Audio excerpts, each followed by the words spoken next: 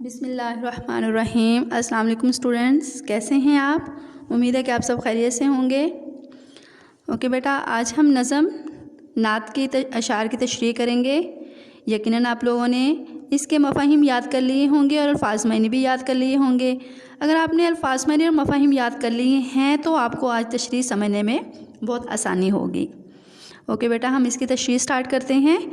شعر نمبر 1 ہے: صبا بے شک مدینے سے آتی تو ہے کہ تجھ میں مدینے کے پھولوں کی بو ہے۔ یہ اس کا شعر نمبر 1 ہے۔ اس کی تشریح ہے: تشریح طلب شعر کے پہلے مصرعے میں شاعر ہر سو پھیلنے والی ہوا سے مخاطب ہیں کہ اے ہوا، تیرے بارے میں میرا یہ یقین ہے کہ تیرا نقطۂ آغاز دیار مصطفیٰ یعنی کہ آپ صلی اللہ علیہ وسلم کے در سے ہوا ہے، جس کی تصدیق عصر حاضر کی سائنس بھی کر چکی ہے کہ کرۂ ارض میں ہوا کا نقطۂ آغاز شہر مدینہ سے ہے۔ گویا دوسرے لفظوں میں ہم کہہ سکتے ہیں کہ پوری دنیا کو آکسیجن مدینے سے ہی مل رہی ہے۔ صبح کی ہوا جو محصور کن خوشبو لیے پھرتی ہے، وہ یہ ظاہر کرتی ہے کہ تیرا گزر کسی عام جگہ سے نہیں ہوا، بلکہ تو بلا شبہ دیار نبی صلی اللہ علیہ وسلم سے ہو کر ہی آئی ہے۔ میں تجھ میں مدینے کے پھولوں کی خوشبو محسوس کرتا ہوں۔ جب تو مدینے کے پھولوں سے ٹکرا کر گزرتی ہے تو تجھ میں پھولوں کی مہک پیدا ہو جاتی ہے، اور جہاں جہاں سے تیرا گزر ہوتا ہے وہاں کی فضاؤں کو مہکاتی جاتی ہے۔ امیر منائی ایک اور شعر میں کہتے ہیں: یاد جب مجھ کو مدینے کی فضا آتی ہے، سانس لیتا ہوں تو جنت کی ہوا آتی ہے۔ شعر نمبر 2 ہے: سنی ہم نے طوطی و بلبل کی باتیں، تیرا تذکرہ ہے تیری گفتگو ہے۔ تشریح ہے اس کی، یعنی کہ شاعر اس میں بیان کرتے ہیں کہ دنیا کی کوئی چیز بھی ایسی نہیں ہے جو نبی کریم صلی اللہ علیہ وسلم کی محبت میں دل و جان سے فدا نہ ہو۔ آپ صلی اللہ علیہ وسلم کی ذات مبارکہ جہاں انسانی مساوات اور غریبوں کی خیر گری کا عملی نمونہ پیش کرتی ہے، وہاں چرند پرند کے ساتھ آپ صلی اللہ علیہ وسلم کے حسن سلوک کی بے شمار مثالیں ہیں۔ قرآن مجید میں اللہ تعالیٰ نے خود فرماتے ہیں، یعنی کہ خود فرمایا ہے کہ اللہ تعالیٰ نے اپنے ذکر کے ساتھ نبی کریم صلی اللہ علیہ وسلم کے ذکر کو بھی زندہ رکھا۔ آفتاب نبوت کی شہادت جہاں پرندے دیتے ہیں، وہاں بے جان کنکریاں بھی اشہد ان محمد الرسول اللہ پکار اٹھتی ہیں۔ سورۃ الانبیاء میں اللہ تعالیٰ فرماتے ہیں کہ اور ہم نے آپ صلی اللہ علیہ وسلم کو تمام جہانوں کے لیے رحمت بنا کر بھیجا۔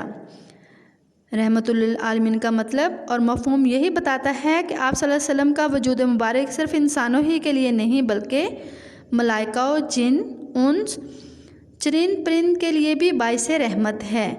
جب دنیا کا وجود ہی آپ صلی اللہ علیہ وسلم کے طفیل ہوا ہے تو دنیا کی ہر چیز آپ صلی اللہ علیہ وسلم کے مرہون منت ہے۔ آپ صلی اللہ علیہ وسلم کی رحمت تو آپ صلی اللہ علیہ وسلم رحمت للعالمین ازل سے ہیں اور ابد تک رہیں گے۔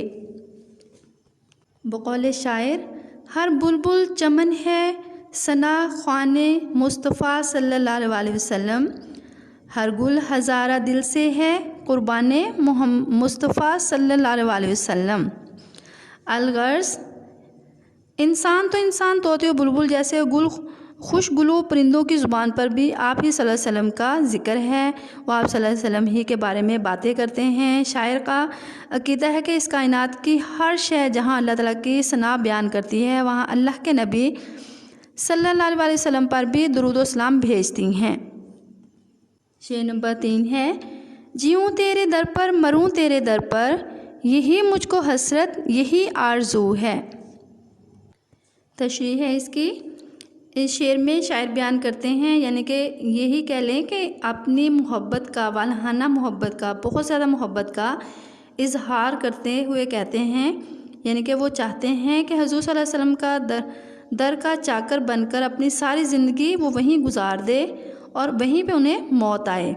اس طرح اسے روز محشر آپ ہی کے ساتھ اٹھنے کی سعادت بھی حاصل ہو جو بلا شبہ دنیا کی ہر سعادت سے بڑھ کر ہے۔ بقول حفیظ جلندری: تیرا در ہو میرا سر ہو، میرا دل ہو تیرا گھر ہو، تمنا مختصر سی ہے مگر تمہید تو لانی ہے، یعنی کہ جو تمہید میں نے باندھی ہے وہ بہت ہی لمبی ہے، بہت ہی طویل ہے، ان کا یہ کہنے کا مطلب ہے۔ دراصل مدینہ کو اپنی آنکھوں سے دیکھنے کی تمنا اور وہاں مرنے کی تمنا ہر مسلمان کے دل میں پائی جاتی ہے۔ آپ صلی اللہ علیہ وسلم کو کفار مکہ نے ہر طرح کی تکلیفیں دیں تو اللہ تعالیٰ کی طرف سے مدینہ کی طرف ہجرت کرنے کا حکم ملا۔ مدینہ کے صحراؤں کو آپ صلی اللہ علیہ وسلم کے آپ کے قیام اور وصال سے وہ عظمت اور شان ملی کہ آج پورے جہاں کی گلیاں مدینہ کی گلیوں پر قربان ہیں۔ شاعر کی خواہش ہے کہ اسے مدینہ میں موت آئے تاکہ جنت البقیع میں دفن ہو کر اور نبی کریم صلی اللہ علیہ وسلم کا ہمسایہ بن کر قیامت کے روز آپ کی سفارش کا زیادہ حقدار بن جائے، کیونکہ روز قیامت سب سے پہلے مکہ اور مدینہ کے لوگ قبروں سے اٹھیں گے اور حضرت محمد صلی اللہ علیہ وسلم کے جھنڈے کے سائے میں مقام روز محشر کی طرف آئیں گے۔ بقول شاعر: اگر کوئی تمنا ہے میرے دل میں تو یہ آقا، دم آخر جبھی میری ہو سنگ آستاں تیرا۔ الغرض، اس شعر میں شاعر اپنی آخری خواہش کا اظہار کر رہے ہیں کہ وہ آخری لمحات مدینہ میں گزارنا چاہ رہے ہیں۔ شعر نمبر 4 ہے: جمے جس طرف آنکھ جلوہ ہے اس کا، جو یک سو ہو دل تو وہی چار سو ہو۔ تشریح طلب شعر کے پہلے مصرعے میں شاعر بیان کرتے ہیں کہ اللہ نے اس کائنات کو بڑا خوبصورت تخلیق فرمایا ہے اور اس کی خوبصورتی سے لطف اندوز ہونے کے لیے انسان کو آنکھیں عطا کی ہیں۔ میری آنکھ بھی جس طرف اٹھتی ہے حبیب خدا صلی اللہ علیہ وسلم کا جلوہ دکھائی دیتا ہے۔ جس خوبصورت چیز کے حسن پر غور کرتا ہوں وہ اللہ کے محبوب کا پرتو یعنی کہ اسی کا عکس دکھائی دیتا ہے۔ شاعر مزید بیان کرتے ہیں کہ اگر باطن کی آنکھیں کھل جائیں اور دل یکسوئی کے مقام پر پہنچ جائے تو ہم جس طرف بھی دیکھیں گے ہمیں حضور صلی اللہ علیہ وسلم کا جلوہ نظر آئے گا، دنیا کی ہر شے میں آپ کا پرتو نظر آئے گا۔ آپ صلی اللہ علیہ وسلم کے عاشق ان نظاروں میں اس قدر ڈوبے ہوئے ہیں کہ انہیں چاروں طرف آپ ہی نظر آتے ہیں۔ بقول شاعر: دل مبتلا کے ٹھکانے نہ پوچھو، جوار محمد دیار محمد۔ سبحان اللہ صلی اللہ علیہ وسلم۔ عشق کی اصل منزل یہی ہے کہ عاشق اپنے محبوب کی محبت میں اس حد تک ڈوب جائے کہ اسے جدھر دیکھتا ہوں ادھر تو ہی تو ہے کا نقشہ نظر آنے لگے۔ شعر نمبر 5 ہے: تیری راہ میں خاک ہو جاؤں مر کر، یہی میری حرمت یہی آبرو ہے۔ اس شعر میں شاعر کہتا ہے کہ میں مدینے جاؤں اور پھر وہیں کا ہو کر رہ جاؤں، مرنے کے بعد حضور صلی اللہ علیہ وسلم کے راستے کی خاک ہو جاؤں، جس خاک پر حضور صلی اللہ علیہ وسلم کے قدم پڑے ہیں اس خاک میں مل جاؤں، میرے لیے اس سے بڑھ کر اور کیا عزت اور حرمت ہوگی۔ بقول شاعر: مخدوم تیرے در کا بھکاری تیرا غلام، سرمایہ اس کی زیست کا بس ایک تیرا نام۔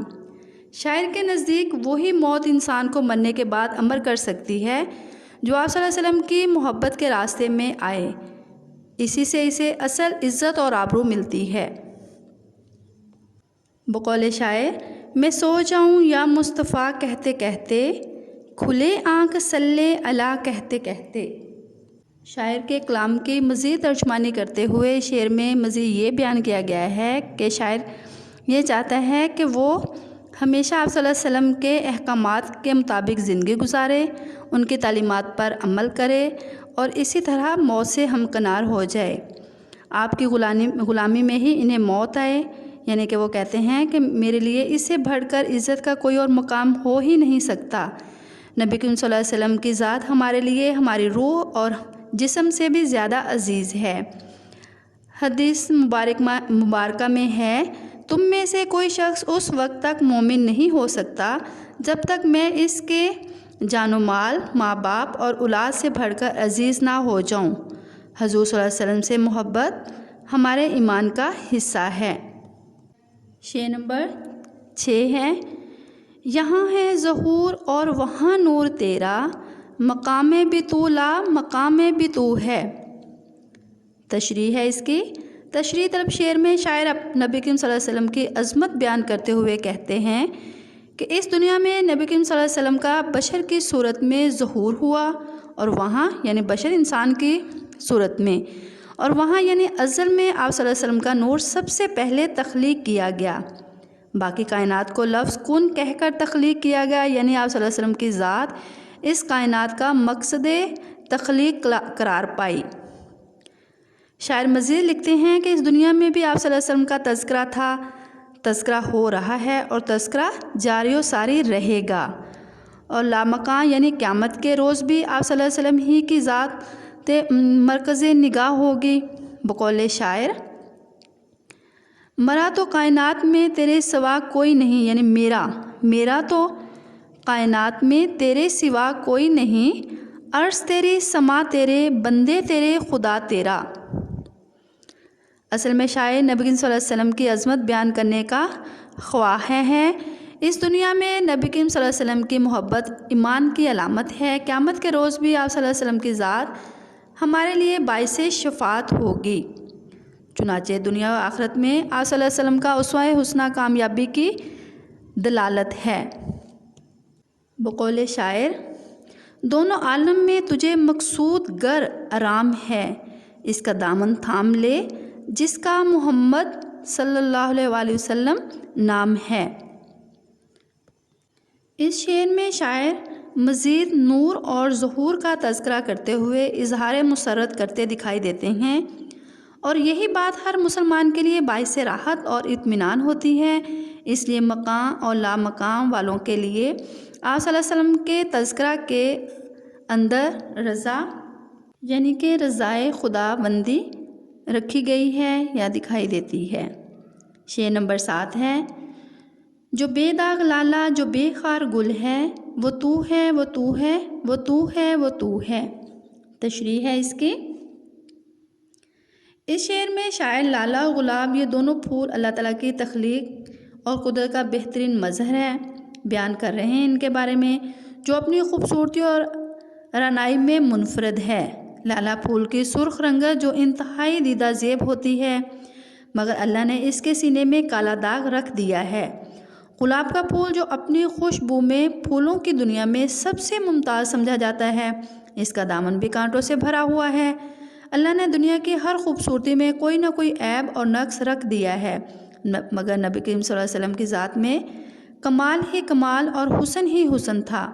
آپ صلی اللہ علیہ وسلم کی ذات مبارکہ کو اللہ تعالیٰ نے ہر ظاہری اور باطنی حسن سے مزین فرمایا۔ شاعر رسول صلی اللہ علیہ وسلم کے بارے میں یعنی کہ مختلف جگہوں پر نعتوں میں تعریف کرتے دکھائی دیتے ہیں۔ بقول شاعر، حسینان ہما عالم نے جتنی خوبیاں پائیں، وہ ہر خوبی اکیلے اس نبی صلی اللہ علیہ وسلم آخر زماں میں ہیں۔ شاعر لفظی تکرار سے آپ صلی اللہ علیہ وسلم کی عظمت اور اس کی شان، آپ صلی اللہ علیہ وسلم کی توقیر اور آپ صلی اللہ علیہ وسلم کی عزت کو بیان کرتے ہیں کہ ایسی ذات صرف اور صرف نبی کریم صلی اللہ علیہ وسلم کی ہے، آپ صلی اللہ علیہ وسلم جیسا کوئی نہیں۔ آپ صلی اللہ علیہ وسلم اس کائنات کی وجہ تخلیق ہے، آپ صلی اللہ علیہ وسلم کا کوئی ثانی نہیں۔ آپ صلی اللہ علیہ وسلم کو جو اوصاف حمیدہ عطا فرمائے وہ کسی کو نہیں دیے گئے، یہی وجہ ہے کہ آپ صلی اللہ علیہ وسلم ختم النبیین ہیں۔ یہ تھی مکمل نظم کی تشریح۔ اب یہ پیٹرن کے طور پر ایک شعر کی تشریح میں آپ کو دکھا رہی ہوں۔ اس پیٹرن کو آپ نے مد نظر رکھتے ہوئے مکمل تشریح کی پریکٹس کرنی ہے۔ سب سے پہلے آپ شعر لکھیں گے ایسے ہی جیسے میں نے لکھا ہوا مارکر کے ساتھ، تیری راہ میں خاک ہو جاؤں مر کر، یہی میری حرمت یہی آبرو ہے۔ پھر لکھیں گے حوالہ، نظم کا نام عنوان، نعت، شاعر کا نام امیر منائی۔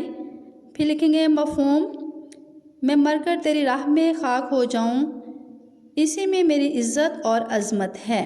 اب یہاں تک دیکھیں جتنا میں نے لکھا ہے لفظ تشریح تک سارا جیسے ہی میں نے لکھا ہے مارکر کے ساتھ، ایسے آپ نے مارکر سے لکھنا ہے، اور جیسے میں نے پین سے جہاں سے لکھا ہے وہاں سے آپ نے پین کے ساتھ لکھنا ہے۔ پھر اس کے علاوہ تشریح میں دیکھیں کہ اس میں نے شاعر کا مختصر سا تعارف بھی لکھا ہے، آپ بھی اس میں ضرور لکھیں گے۔ اوکے، ہم تشریح سٹارٹ کرتے ہیں اس کے۔ امیر منائی کا شمار اپنے عہد کے قادر الکلام شعراء میں ہوتا ہے۔ آپ کی شاعری میں درد و اثر اور سوز و گداز کی عمدہ مثالیں ملتی ہیں۔ سادگی اور سلاست آپ کی شاعری کو چار چاند لگا دیتے ہیں۔ تشریح طلب شعر میں شاعر اپنی انوکھی اور انمول خواہش کا اظہار کر رہے ہیں کہ کاش وہ راہ عشق کے رسول صلی اللہ علیہ وسلم میں مر کر خاک ہو جائے اور مرنے کے بعد آپ صلی اللہ علیہ وسلم کی مقدس سرزمین پر دفن ہونے کا شرف حاصل ہو جائے اور میرا وجود مدینہ کی مٹی میں مل جائے۔ بقول شاعر: حسرت ہے دم نکلے در شاہ عرب پر، مدفن ہو تو سایہ دیوار مدینہ۔ شاعر مزید بیان کرتے ہیں کہ میری خواہش میرے لیے باعث سے، یہاں سے دیکھیے گا لاسٹ میں نے اس کی لائن چھوڑی ہے، آپ نے بھی ایسے ہی اس کی لائن چھوڑتے ہوئے نیکسٹ پیج پہ جانا ہے۔ باعث عزت اور توقیر ہے۔ شاعر آپ صلی اللہ علیہ وسلم سے بے پناہ محبت رکھتا ہے۔ ان کا کہنا ہے کہ میں صرف آپ صلی اللہ علیہ وسلم کی تعلیمات پر عمل کرتے ہوئے زندگی بسر کروں۔ بقول مولانا ظفر علی خان: نہ جب تک کٹ مروں میں یثرب کی حرمت پر، خدا شاہد ہے کامل میرا ایمان ہو نہیں سکتا۔ اصل میں شاعر اپنے دل کی بات نوکے قلم پر لا رہے ہیں کہ میری سب سے بڑی خواہش دیار مصطفیٰ کی مٹی میں دفن ہونا ہے، کیونکہ یہ وہ مٹی ہے جس کے ایک حصے کو نبی صلی اللہ علیہ وسلم نے ریاض الجنت قرار دیا ہے۔ چنانچہ شاعر کی خواہش ہے کہ وہ مدینہ کی سرزمین میں دفن ہو کر امر ہو جائے، کیونکہ جو موت انسان کو آپ صلی اللہ علیہ وسلم کی محبت کے راستے میں آئے، اسی سے انسان کو اصل عزت اور آبرو ملتی ہے۔ ایسے ہی آپ نے، جیسے میں نے لاسٹ میں لائن لگا کر اس کو ختم کیا ہے، آپ نے بھی ایسے ہی اس کو ختم کرنا ہے۔ اس کو کمپلیٹ کرتے ہوئے یہاں تک آپ کی تشریح ختم ہوتی ہے۔ آپ نے اس پیٹرن کو فالو کرتے ہوئے اپنی تشریح کی پریکٹس کرنی ہے۔ اس کے علاوہ آپ نے شعر نمبر 3 کی تشریح اپنی نوٹس پر لکھنی ہے اور مکمل تشریح کی دہرائی کرنی ہے اور اضافی اشعار یاد کرنے ہیں۔ اوکے، بیسٹ آف لک، اللہ حافظ۔